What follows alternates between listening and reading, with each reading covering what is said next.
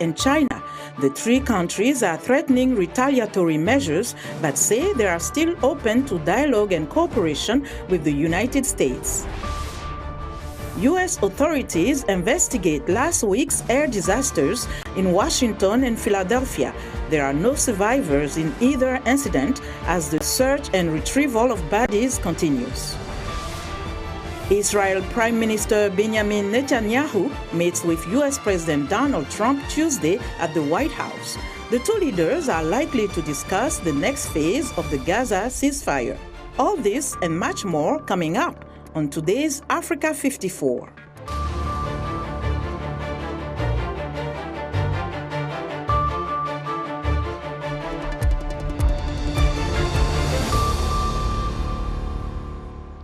The U.S. stock market has slipped on Monday after the White House slapped tariffs on imports from Canada and China. But according to media reports, President Trump has agreed to pause tariffs on Mexico for 1 month. All three countries are threatening retaliatory measures, but say they are still open to dialogue and cooperation with the United States. VOA's Veronica Balderas Iglesias has the story. The United States is set to impose tariffs on imports from Canada, China, and Mexico starting Tuesday. It argues those countries haven't done enough to stop the flow of fentanyl and illegal border crossings into the U.S. These countries have an opportunity to get on board with the President of the United States and to partner with us to deal with illegal immigration, to take back their individuals that have been in our country illegally. Analysts warn the tariffs could result in price increases on fresh produce and automobile parts, among other commodities that Americans buy. U.S. President Donald Trump took to his Truth social media platform Sunday and acknowledged the potential disruptions, writing in part, "Will there be some pain? Yes, maybe and maybe not.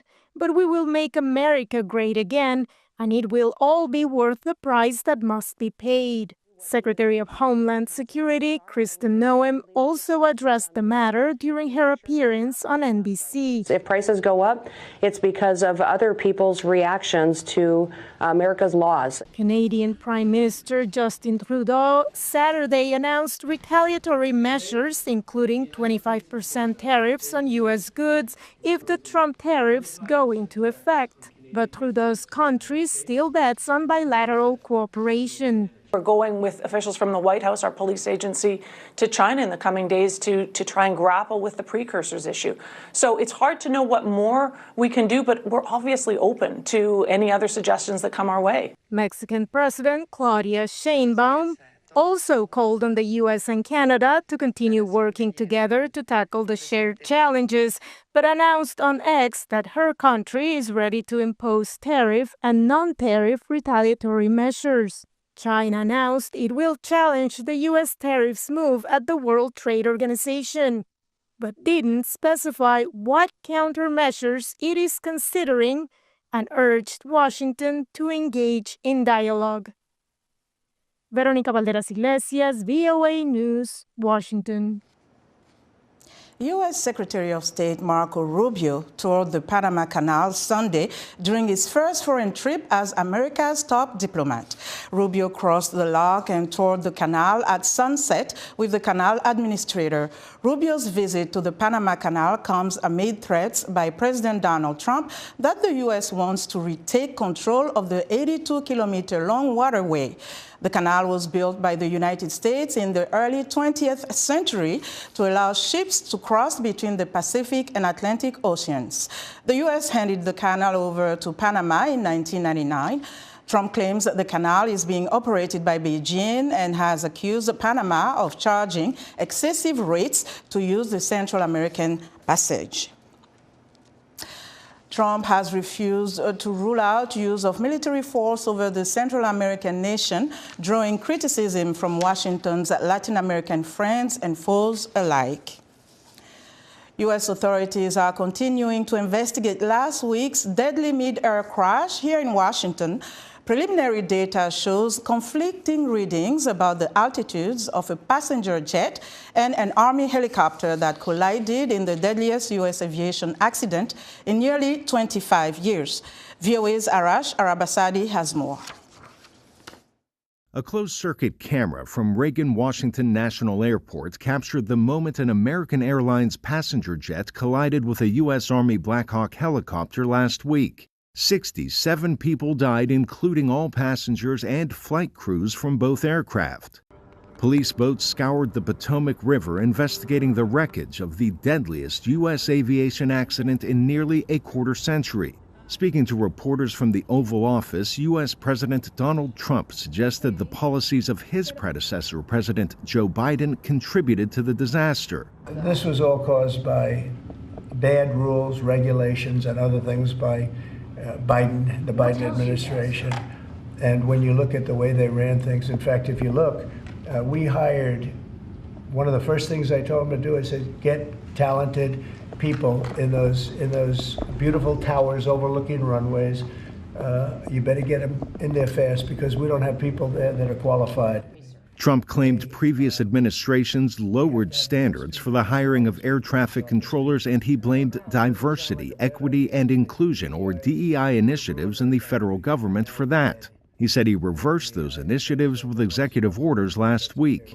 Listen, it's one thing for internet pundits to spew off conspiracy theories. It's another for the President of the United States to throw out idle speculation as bodies are still being recovered and families still being notified. It just turns your stomach. Meanwhile, investigators from the National Transportation Safety Board, or NTSB, worked to piece together clues from the cockpit voice recorder and flight data recovered from the passenger jet that showed its altitude around 99 meters, while data from the control tower showed the helicopter closer to 60 meters at the time of the crash. The investigation remains ongoing into the discrepancy. Trump's transportation secretary says while safe, America's air traffic control system is due for an upgrade.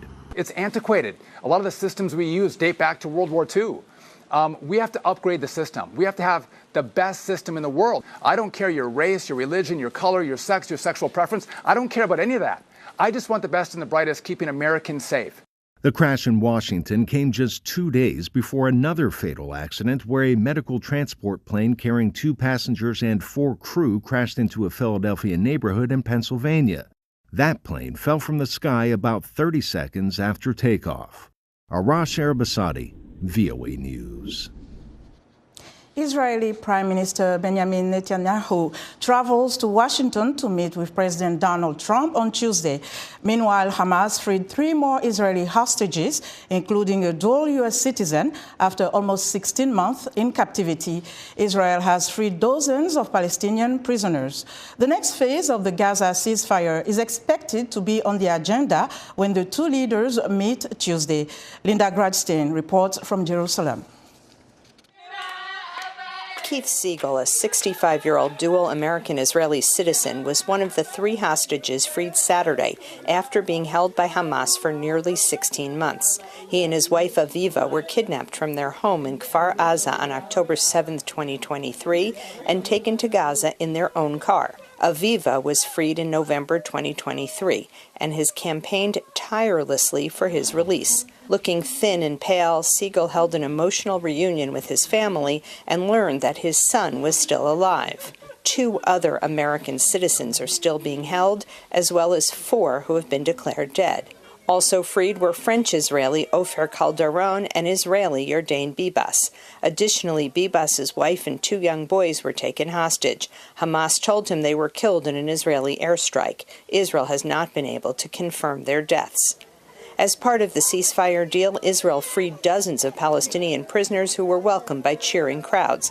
And Israel reopened the Rafah crossing between Egypt and Gaza, which will allow 50 Palestinians daily, each with 3 escorts, to leave Gaza for medical treatment. The first phase of the ceasefire began just one day before President Donald Trump took office, and some analysts and Israelis say he is responsible for pushing both Hamas and Israel's Prime Minister Benjamin Netanyahu toward the deal. Netanyahu says he sees Trump as a great friend of Israel. I believe that working together again, we will raise the U.S.-Israel alliance to even greater heights. I'm confident that we will complete the defeat of Iran's terror axis and usher in a new era of peace and prosperity for our region. Negotiations on the second stage of the ceasefire with Hamas are set to begin as Netanyahu becomes the first foreign leader to meet with President Trump at the White House. The second stage calls for all Israeli hostages to be freed, a long-term ceasefire in Gaza, and an Israeli troop withdrawal. Netanyahu is hesitant about moving forward. The only one that can actually make Netanyahu continue with the deal is President of the U.S., Donald Trump himself. One of Netanyahu's former hardline coalition partners, Itamar Ben-Gvir, has pulled out of the government, and a second one, Bezalel Smotrich, says he will leave if the government goes ahead with the ceasefire. That could bring down Netanyahu's government and force new elections. At the same time, Israeli analysts say Trump has a broader vision for the Middle East. We know the two big aims that Trump put on the board. One is to bring all the hostages back. Second is to move forward towards peace, regional peace with Saudi. And we also know that the Saudis will not be able to move forward with such a deal without having a Palestinian component to it. For Palestinians in Gaza, their top priority is rebuilding. Trump has said that more than 1 million Palestinian refugees could be taken in by Jordan and Egypt, an idea they, as well as the Palestinians, say is a non-starter. Linda Gradstein, VOA News, Jerusalem. The United Nations Security Council is expressing deep concern over escalating violence in Sudan, including in and around the city of El Fasher in North Darfur. For more on the UN's concerns, VOA's Margaret Bashir joins us now with the latest on the situation. Hello, Margaret. Tell us more about these concerns. Thanks. Well, as you know, El Fasher has been under siege by the Rapid Support Forces, the RSF, and their allied Arab militias since May. And things have escalated in recent weeks. Fighting has intensified. The city is home to more than 1 million people, many of whom are displaced from other parts of Darfur. So humanitarians and the United Nations are extremely concerned about their safety and about them being trapped in the fighting. About a week ago, the RSF gave the Sudanese armed forces, who have positions inside the city, an ultimatum that they had 48 hours to withdraw. It seems that the SAF has repelled them so far, but this has led to this latest escalation. So on Thursday, the UN Security Council went into a closed-door meeting to discuss the situation. Late Friday night, we had a statement from them. It's a unified statement of all 15 council members, and they are calling for a halt to the fighting, an immediate halt. They want de-escalation and a return to talks. This is important. They're also calling for the protection of civilians in the city. But it's important to note that in the past, Security Council resolutions, statements, demands have gone unanswered by both parties in this war, including last year when they issued a resolution demanding a ceasefire for the holy month of Ramadan. So there is a growing concern regarding a humanitarian crisis in nearby IDP Zemzem camp. Tell us about aid efforts and how they're being impacted, and also the UN's current reaction. Well, you know, it's a catastrophic situation in Sudan. It's one of the largest humanitarian crises in the world. Nearly half the population, around 24 million people, need humanitarian assistance. There has been famine declared in parts of the country, and there are 27 basically hotspots for famine, the potential of famine across Sudan. There are millions of children who are malnourished right now. So humanitarians have been desperately trying to scale up for months to get aid in, but they're being hindered by both insecurity, by the fighting, and by other kinds of obstruction by the parties. And the World Food Program said that more than 2.5 million people per month are receiving aid, but they'd like to scale that up to 7 million a month, but that they need these obstructions removed. And as an example, they said that they had one aid convoy that moved from Chad, neighboring Chad, through the Adre crossing, which is a very important crossing and had been closed for many months, but the Sudanese armed forces agreed to reopen it in August. And so some food is coming through, but it's taking many, many weeks to get there, much longer than it should. Okay, and we'll keep an eye on it. Margaret, thank you so much for this report. VOA's Margaret Bashir reporting live from the United Nations. Now, VOA's Roger Muntu recently interviewed the Minister of Foreign Affairs of the Democratic Republic of Congo, Thérèse Kayikwamba-Wagner. In part 2 of our conversation with the minister, she responds to why Congo President Felix Tshisekedi is refusing to meet with regional leaders and what evidence supports her government's claims that Rwanda is fueling the conflict through the M23. Here is more of the interview we first brought you on Friday. I want to be clear. There is a framework for the politically negotiated end of this conflict. It is the Rwanda process. If someone walked away from the framework in which, the existing framework, in which a political solution ought to be sought, it was President Kagame, who did not show up on 15th of December when we were supposed, we, the DRC, Rwanda, under the auspices of Angola, were supposed to sign a peace deal. So we want to reiterate the fact that the Rwanda process has been mandated by the African Union. Of course, there are efforts under sub-regional organizations, such as I think what you're alluding to being the East African Community.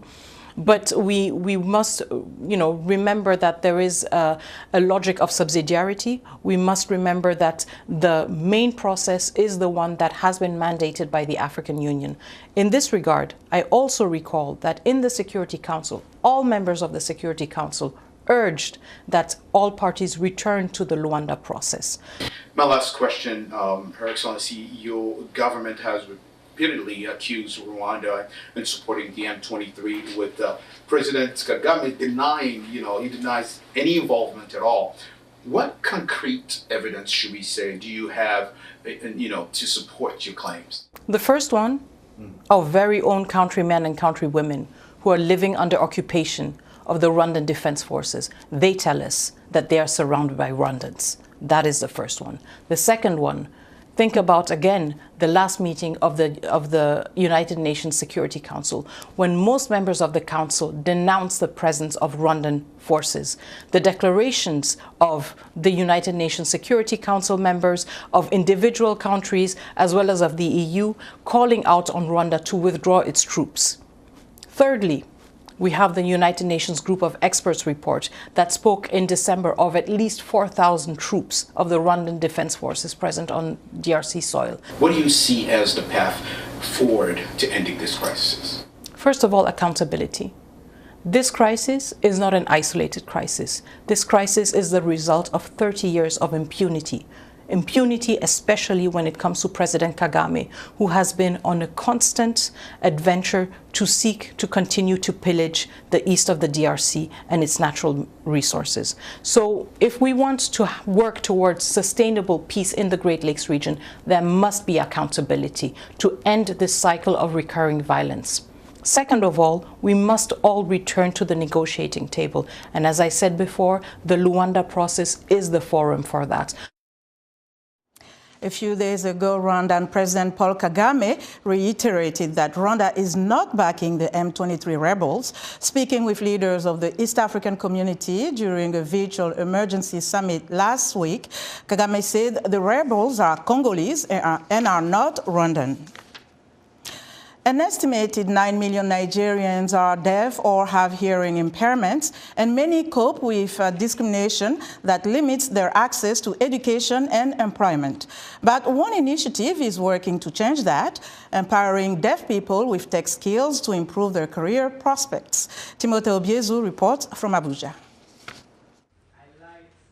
This may look like a regular classroom, but here, assistive technology such as real-time captions and sign language is the primary mode of instruction.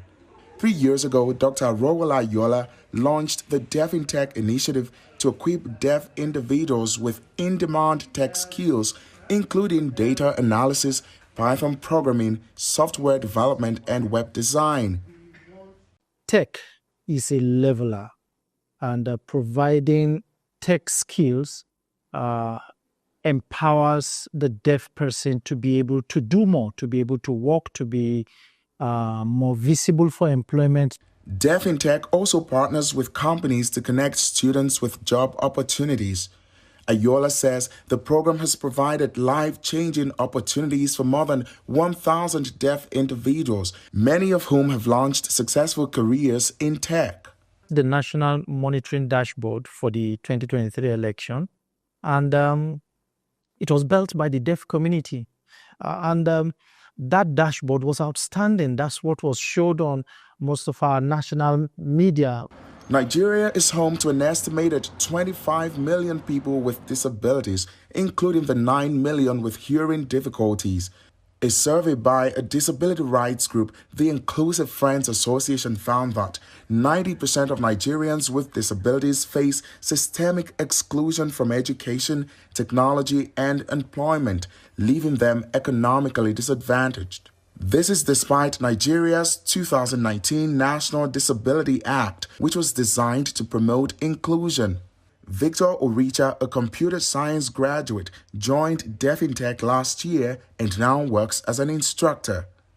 Here, the access is there. There's a sign language interpreter, so everyone, even the staffs here, some of them want a language and they could communicate with me. So I felt very welcome. For students like Veronica Sunday, the goal is to use their new skills to secure high-paying jobs. If I can get a job, of course, I don't mind. Also, it's technology-based knowledge, so I can use it to work in a tech field or use it to also sell my businesses. To expand access to training, Ayola launched an online learning platform called Deaf Learn, inspired by platforms like Udemy and Coursera. With more funding, he hopes to extend the Deaf in Tech initiative to Lagos, Ghana, and Rwanda this year. As Nigeria's tech sector booms, initiatives like Deaf in Tech are breaking down barriers and challenging stereotypes about disability, one deaf professional at a time. Timothy Obiezu, VOA News, Abuja, Nigeria. How inspiring. Still to come, a Somali American tells us how to solve public housing problems in the state of Minnesota.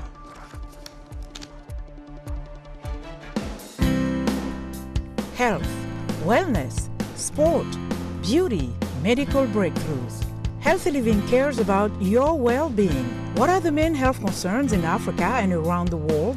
Find out the latest on coronavirus. Connect with our experts and ask them questions. How long does the virus stay? Join me, Linor Moudou, in Washington, every week on Healthy Living, right here on VOA.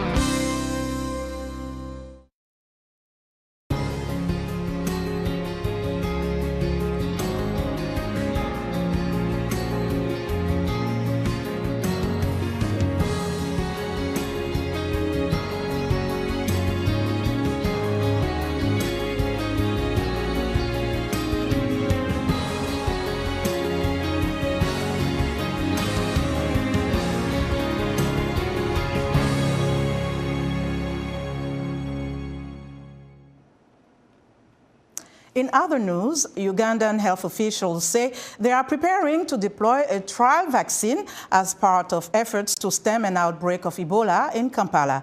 Officials are still investigating the source of the outbreak, and there has been no other confirmed case. The 2024 U.S. presidential election saw both major candidates address an anxiety shared by a record number of Americans, the rising cost of housing.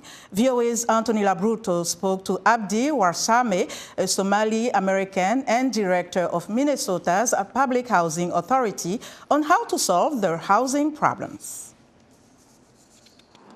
A lack of affordable housing has been a persistent issue for prospective homeowners and renters alike in the United States. According to a new poll by the Bipartisan Policy Center, it remains a top concern in the world's richest economy. The United States has traditionally used public housing, owned and administered by state or local governments, to combat homelessness. Minnesota's Public Housing Authority, or MPHA, is the housing authority in charge of administering this in the Midwestern state of Minnesota. We are, by some figures, the largest landlord in the state. We have around 28,000 people that we serve on any given day through our various programs. And MPHA is an integral part of the city of Minneapolis, where we see ourselves as a key city infrastructure. We take care of about 5% of the city's population. So we serve the most vulnerable population of our city and our region. Director Abdi Warsame attributes much of MPHA's success to the political climate in Minnesota. Recently, state lawmakers approved nearly $2 billion in funds to combat the issue. With their help, Warsame says he can implement lasting solutions through what he calls a resident-centric approach. We plan all our projects around the individual resident, right? So we have, even when we do a major program, so we've done a lot of projects over the last couple of years that have been successful, but the main success comes from resident outreach. We make sure we speak to our residents first before we even try to do a project. We make sure we take their input in terms of the design. What do they want to see in their housing? What are some of the key issues that impacts them? Say public safety. Results show that approach to be working, according to a 2023 statewide homelessness count by Wilder Research.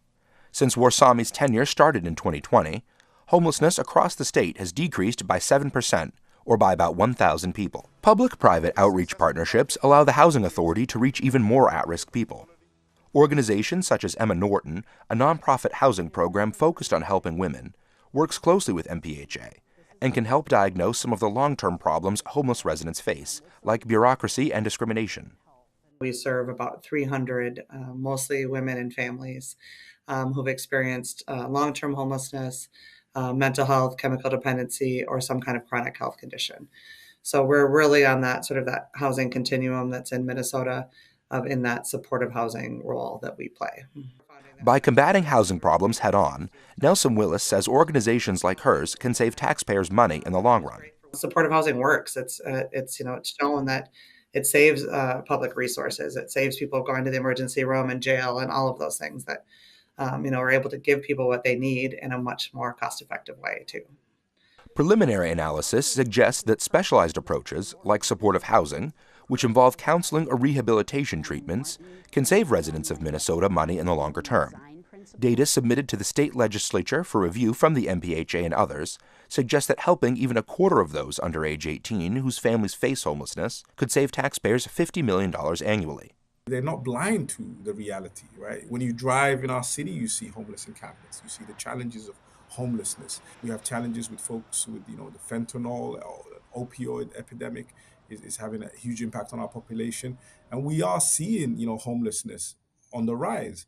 And we see ourselves as a solution to this. Anthony Labruto, VOA News, Washington. And that's our show for today. Thanks for watching.